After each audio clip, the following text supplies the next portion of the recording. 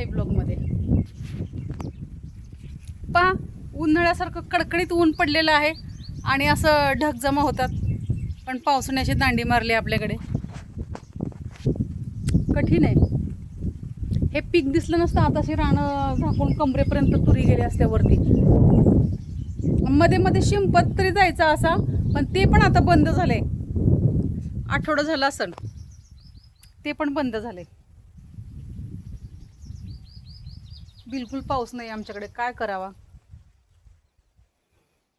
बघा ना, ही रानं सुकायला लागली. रानातलं ते पीक पाणी असं सुकायला लागली, धानं सुकायला लागली म्हणतात.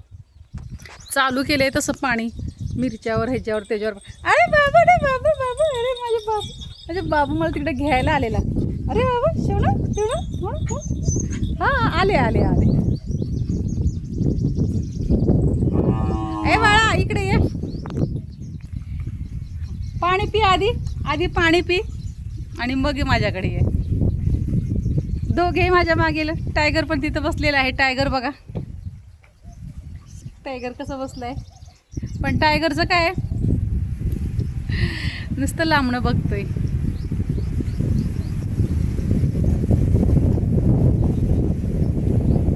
अरे हो, अरे हो हो हो हो हो, बापरे बापरे बापरे. बाबू इकडे. ब्रुनो मालिश कर म्हणतो बघा. ब्रुनो आपल्याला लगेच मालिश कर म्हणतो. हरणांच्या मागे पळाला का तू आज? हरणं भेटली का तुला बाळा? बघा हे ना, हे काय करतात, एकामेकांवर हल्ला करतात ना, तर तेच यांच्यावर आहे ना. बाबू हल्ला नको करू. आंघोळ घालते आता ब्रुनोला, पाणी तापत ठेवते. आधी मी ब्रुनोला आंघोळ घालते, मग बाकीची कामं करते.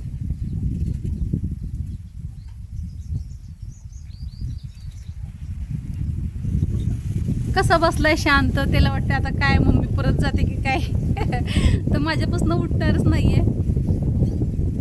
बाबू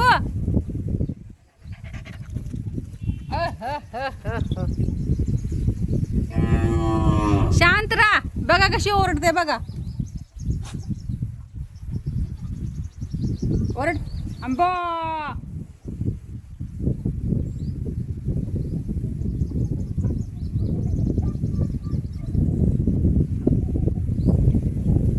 खूपच कठीण काम आहे बाबा हे पावसाचं. कसं व्हायचं? तुमच्याकडे आहे का पाऊस? असेल तर सांगा. तुमच्याकडे पाऊस आहे का मित्रांनो? हे पहा, फक्त ढग असे दाट जमा होतात, पण पाऊस येत नाही. पाऊस यायला काय एवढे ढग लागत नाही. एवढे ढग सुद्धा पुरेसे आहे, पण तरी सुद्धा पाऊस येत नाहीये. आपल्याला पावसाची फार गरज आहे मित्रांनो.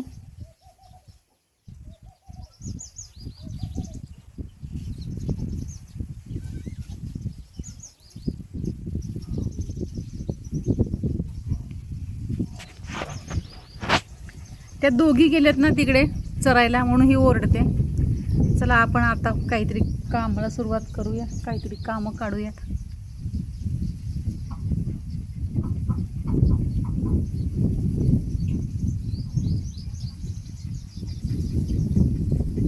टायगर इकडे या. चल इकडे या. इकडे बाबू.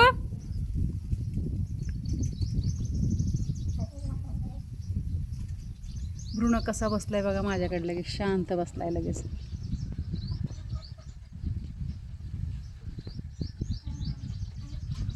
ढिल्ल झालंय. हे आहे असंच आहे. का रे काळू, ह्याचं नाव काय ठेवायचं?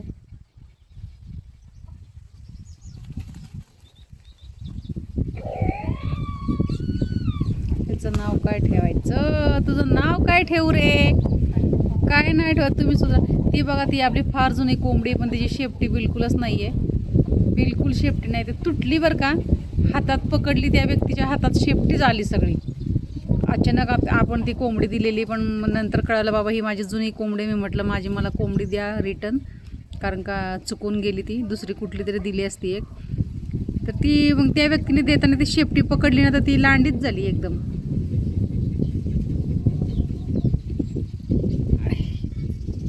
कोंबड्या ह्यावेळेस कमी पिल्लं काढली कोंबड्यांनी. आता हा कोंबडा आहे ना, ह्याच्या बरोबरची पिल्लं होती सगळी 10-15 पिल्लं होती, तर ह्याच्या बरोबरची किती 2 का कितीच राहिली. आणि ते सगळे आधी जुने ते उगाच कोंबड्या विकल्या. कोंबड्या चांगल्या आपण 5-6 कोंबड्या विकल्या, 7-8 कोंबड्या विकल्या चांगल्या मोठ्या मोठ्या. ते चुकून झाला ते, पण आपल्याला पण असं वाटत होतं ह्या कोंबड्या फार त्रास देतात, इकडे तिकडे पळतात पीक पाण्यावर, म्हणून मी त्यांना विकलं. आता नाही विकायचे आपल्याला कोंबड्या, विकायच्याच नाही. ही पहा शुभ्रा गोमित्र देते का काय काय माहिती. चला तर मित्रांनो, मी मीराताई तुमची रजा घेते. वितच थांबते, पुन्हा रोज होणाऱ्या नव्याने उद्याच्या व्हिडिओमध्ये. तोपर्यंत धन्यवाद. काळजी घ्या स्वतःची आणि इतरांची. बाय मित्रांनो. बाय कर बंडू, बाय कर ब्रुनो, बाय मित्रांनो.